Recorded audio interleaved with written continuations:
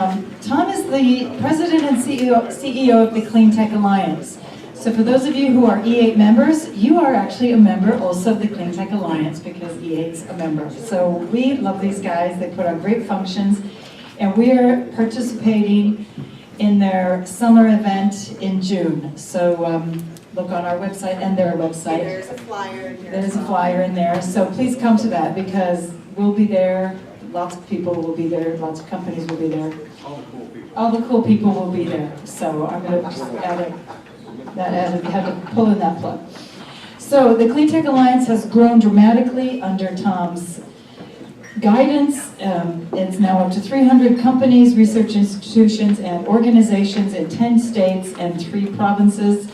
And he knows everybody, so we're really happy that he's here with us. So Tom, I'm going to hand this over to you. Great. Thank you very much. So as I understand it, our purpose here is to put people who have actually done impact investing, a broad array of things that they've done. You'll be impressed by the array of people on the panel. And for them to kind of give a nuts and bolts approach, particularly for those of you that have not done impact investing in the past. So I'm going to read a brief bio for these folks, and then we've agreed on a number of questions that I'm going to ask, and all of them are questions with only 2 syllables or less, so I can understand them. Looney Libis founded and directs the Fledge Accelerator. Please, there. Well done.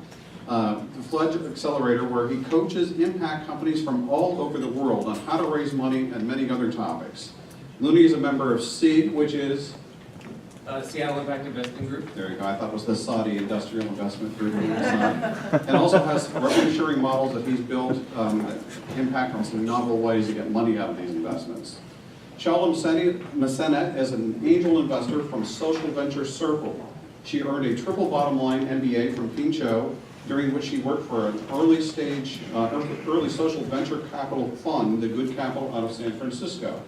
Since then, she has been working directly with entrepreneurs. Welcome.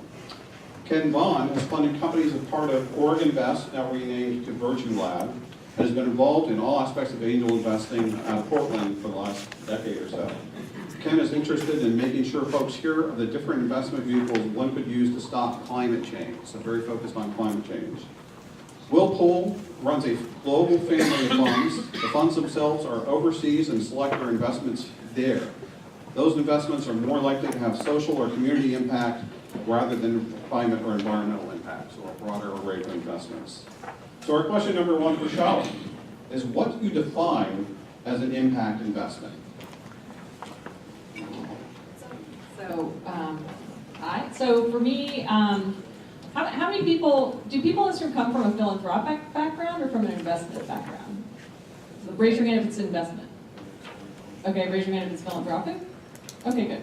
There's been a little bit of confusion around impact investing because the philanthropy community is sort of latched on to the impact investing term, and I disagree with that.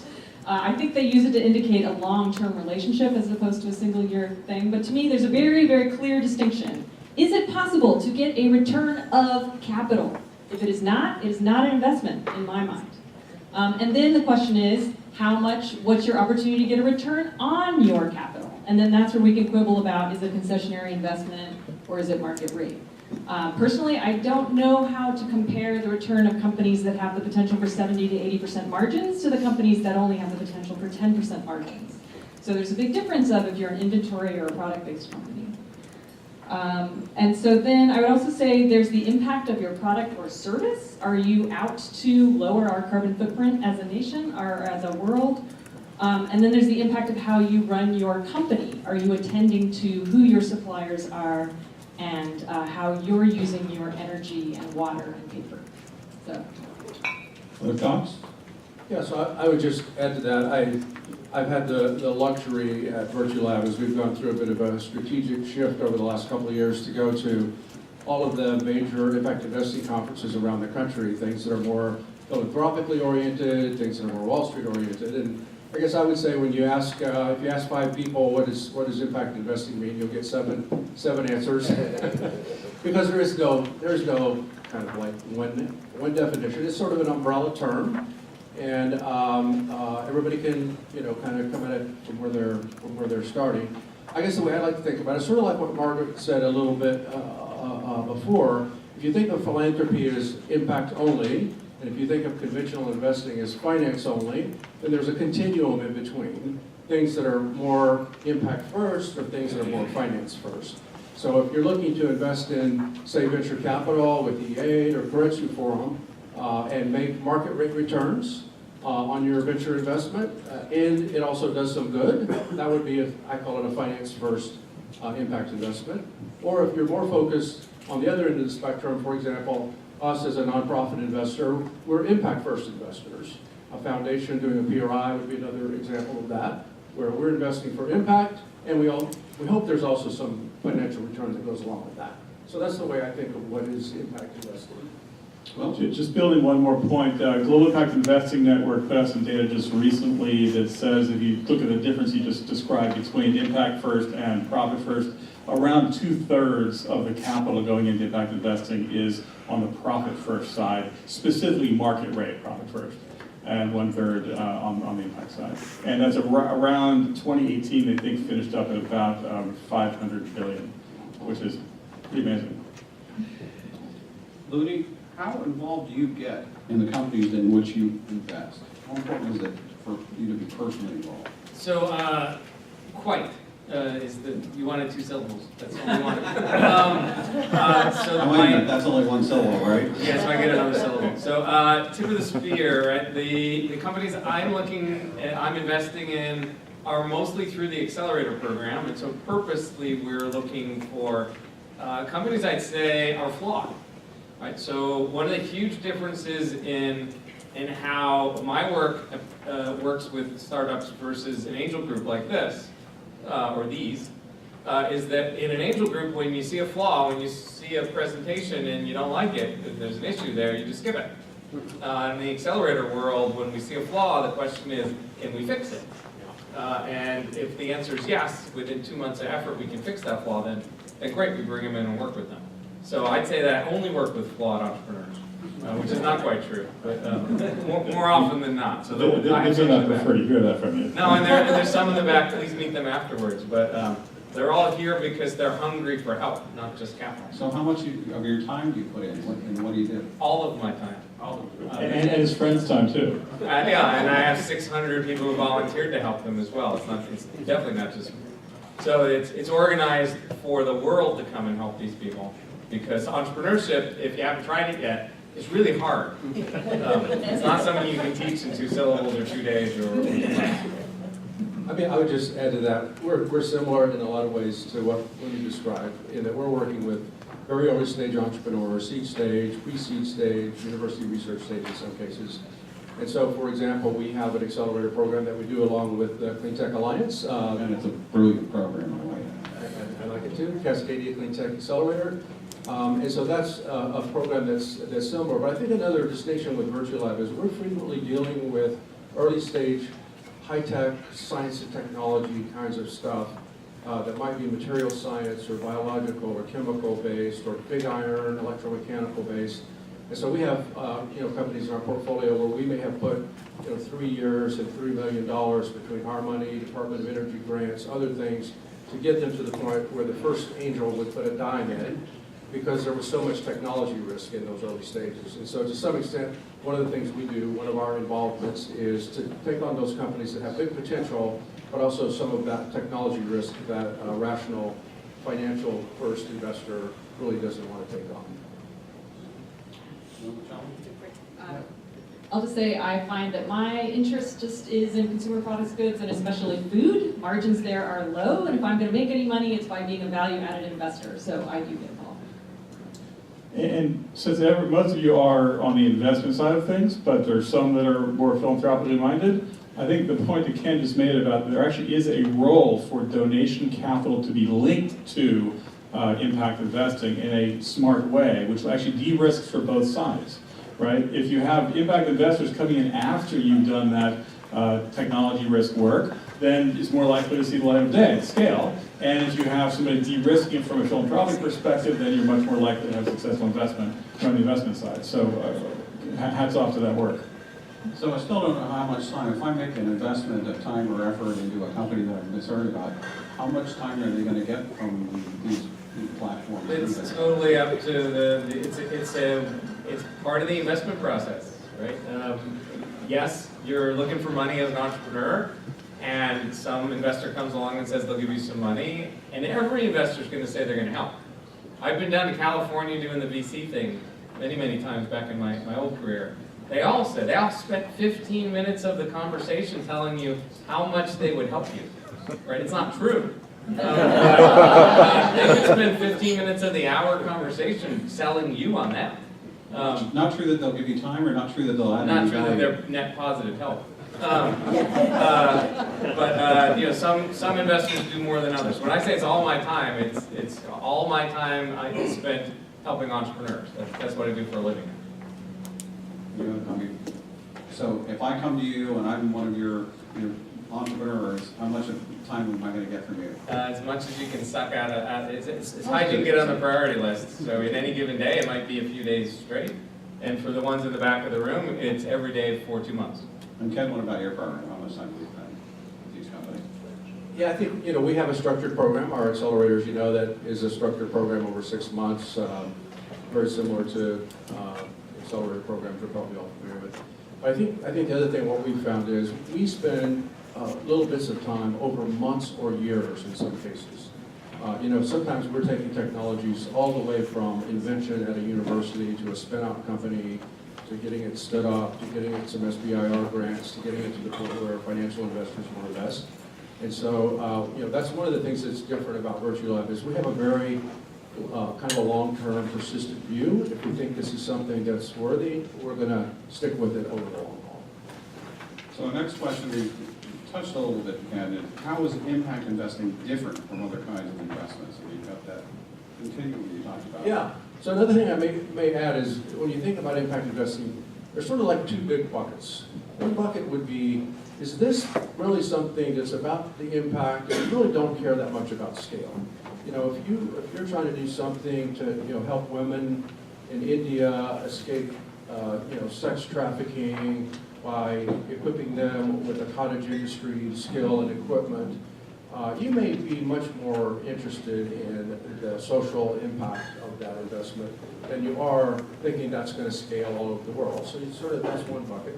And then the other bucket would be the things that we typically are more interested in because we're focused on climate change, which is a big global systemic problem, and we think we need big global systemic solutions.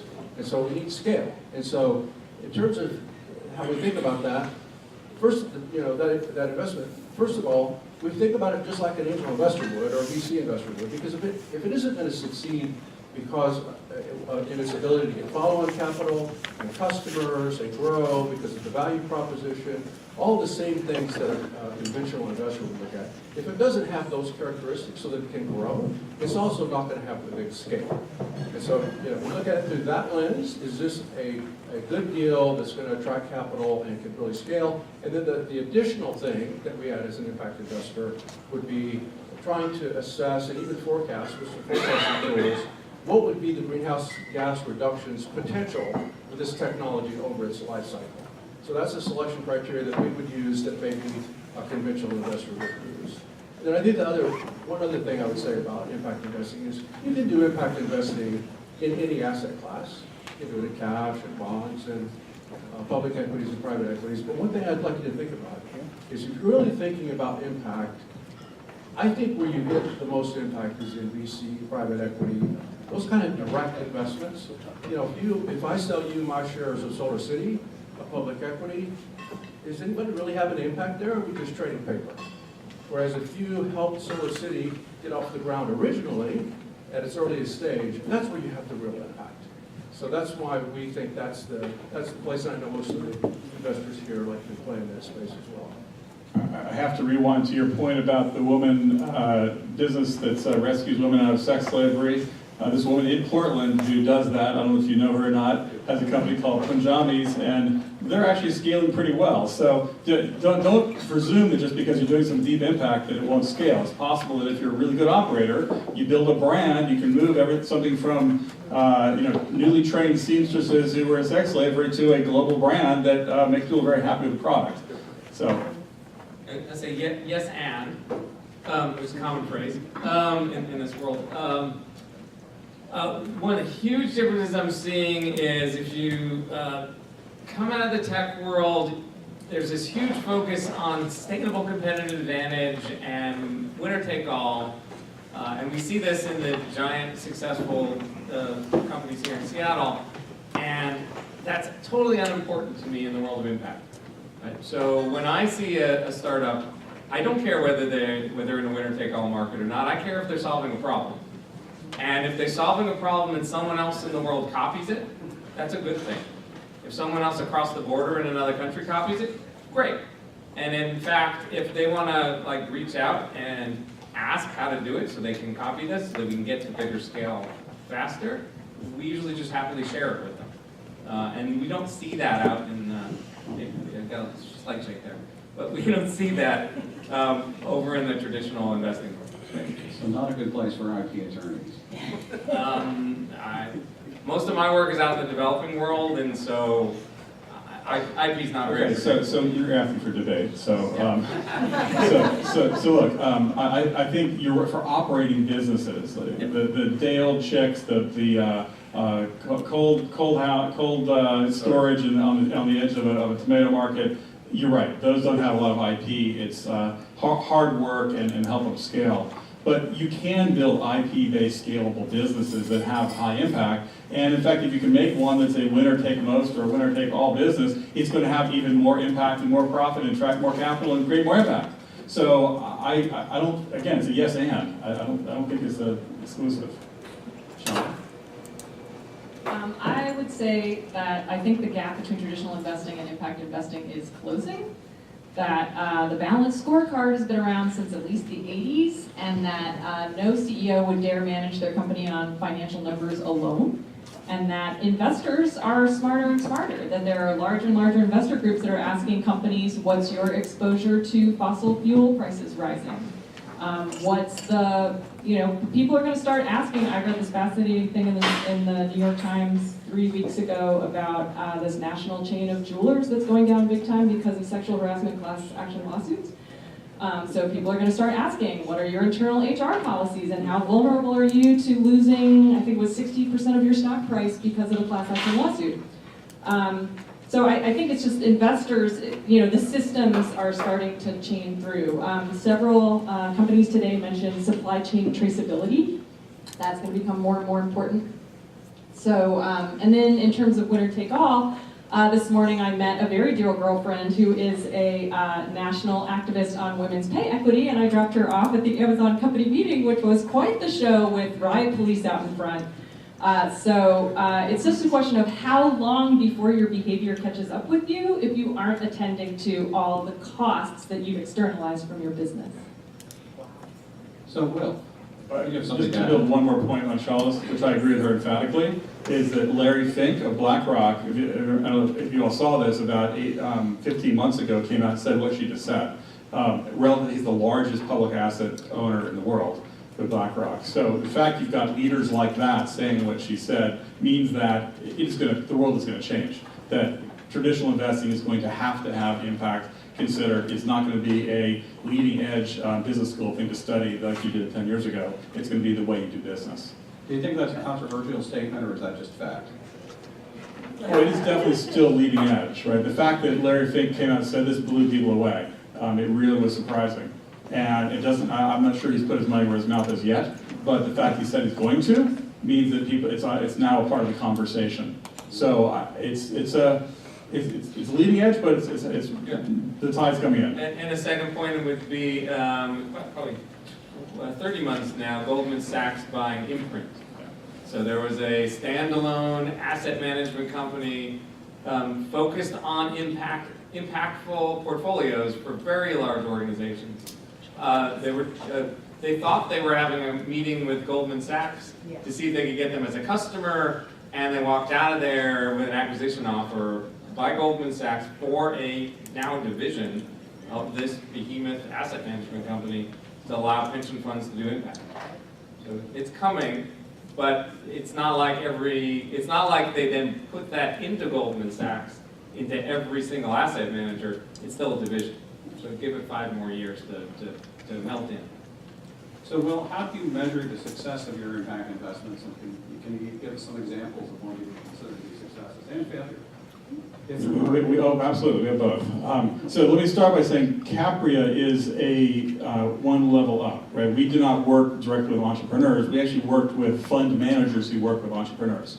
So our job is to find the loonies around the world who are understanding where the impact is in their market, who understand is this opportunity around working with low-income, underserved people, is the opportunity working in climate, well, where is the market locally going? And then we work with those managers to both define their impact strategy, right, to articulate it, to ensure that it is committed in their investment documents, and therefore accountable and transparent in terms of how they discuss it over time.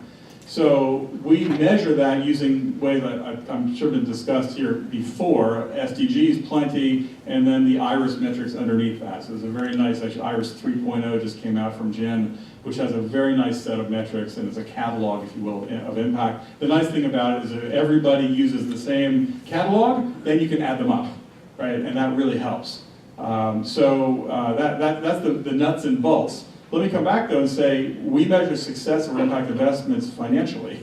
If they are not financially successful and scalable, it doesn't matter that they had some impact because they're going to be dead. Because we're largely in venture capital, right? About half in venture capital, half not. So the finance has got to be there, it's got to be scalable, and then you have to look at the impact metrics that each of them achieve. And that varies from fund to fund and market to market. So for example, in healthcare, we have a fund that has a really interesting primary strategy, which is to take generic drug companies, invest in companies that move generic drugs from Europe and create branded markets for them in South Asia and sell them, primarily drugs addressing women's health issues.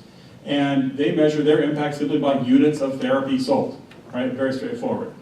We have another fund that is around more on the climate mitigation and sustainable farming side in Colombia, and they measure it by hectares under responsible management, CO2, tons of CO2 saved, and sustainable rural jobs that do not involve cocaine production, right? So that's their measurement. We have another fund that focuses on the bottom of the pyramid, and it's simply how many lives are touched at the bottom of the pyramid in some material way, whether it's helping them get a better job, helping them get a service that they couldn't get otherwise, helping a kid get after-school education that's affordable, helping a mom who teaches after-school education have a job so she can do that, teaches after-school math, and so on. So varies around the world, market to market. Let's see, one success story. In the after-school business, entrepreneur 4 years ago came to us. He had a system for doing math education taught by stay-at-home moms to anywhere from 4 to 8 kids in her living room. It was done on paper. We said, there's an opportunity here. This is going to work. You digitize that, you scale it, it's going to work. So we invested about 22% of the company, and 18 months later, we sold a third of that to Sequoia for a 10-time step up on our money. And 18 months after that, we sold another third of our shares to Google Capital, their late-stage investing arm, and with a 22-time step up. So we have both financial step up, but we also have 3,000 after-school learning centers run by moms who didn't have employment otherwise, and I don't know how many thousands of kids have been through the program. So that's a success story of impact investing that makes money, but also has scalable and continued impact. And failures, I've got too many of those to go into right now. Other panelists, what do you consider to be successful? How do you measure success? I'll just make a quick plug. Folks have mentioned the UN Sustainable Development Goals. That's a system that is definitely spreading in popularity. And you can go to the UN's website and really drill down on how they measure success, and it's great. For direct company investing, I find the B Corporation standard to be really helpful. It's a third-party certification. And it's gaining traction also with larger companies. So I just ordered my first pair of Allbirds, which is the first $1 billion B Corporation. There you go, sir. Danone, the global corporation, became a B Corporation. Athleta is a B Corporation. And so and I encourage any of you to take your company through the assessment because it really is a tool and a roadmap for what does it mean to be a sustainable company. Okay, I got a few measures. I use the SDGs because that's the ontology people are using. About 4 years ago, I wrote a book on ISTG. Sustainable Development Goals. This is the 17 colored icons created by the UN. It's pretty, if nothing else. And about 4 years ago, I wrote a book on how to boil this all down to one number. And I can get you a number. Any portfolio you have, take 15 minutes and come up with a number that measures the impact. And then what I discovered after doing all this work was that it doesn't matter. That's not important. Once you have a number, it doesn't feel like you've done any impact in the world. It just feels like you have a number. And so I still calculate it. I don't think anybody out there cares. I do tell my investors what this number is. No one has come back to me saying, wow, look, that number went up. But it's a yardstick, right? And Yeah. lets you see, is this company scaling? And then what you have to have behind it, I thought you were going to say, is you got to tell stories, because you're a really good storyteller. Yes, it's all so you about have the stories story. with the numbers, right? Yes. But in the end, the actual measure that I use for impact is how many are still alive. What percentage of the companies that have been through this investment are still alive? Because if they're still alive, they still have a chance to scale up and have impact, and if they're dead, they don't. So Okay. ultimately, that's the simple 2-digit number that you can calculate. So Ken, you have like 0 seconds to respond to That's this. okay, you can respond. Well, I don't know, if it's good. Yeah, so we use some very similar frameworks. IRIS is a good example. You know, historically, as an economic development entity, we were counting things like jobs, revenue. The best metric for us is follow-on capital because we're investing at such an early stage. That's an indicator of growth. The things going forward, we're forecasting and measuring our greenhouse gas emissions avoided, water savings, waste recycled, and then we have also an overlay of social metrics related to diversity on the leadership teams because that leads to better performance in the company and it also attracts more impact investors.